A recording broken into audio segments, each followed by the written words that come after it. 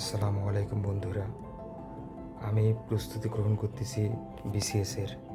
তো এই ঘরে এক সময় থাকতো গরু, ছাগল, এটার ঘর ছিল।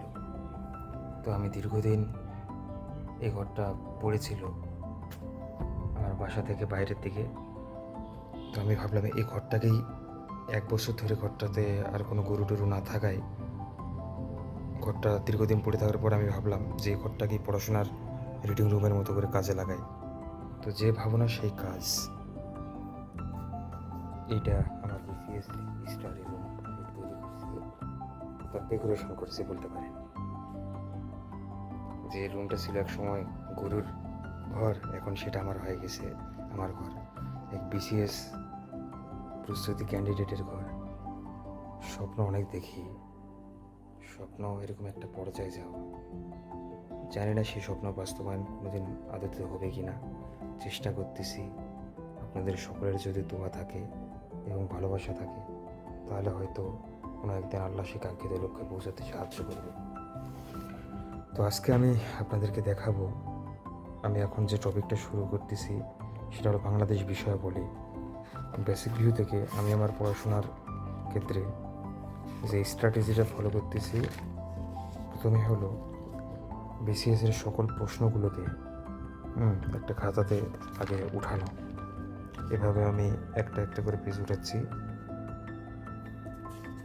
ওঠানোর পর তারপরে আমি মূল বইয়ের কন্টেন্টগুলো পড়ব।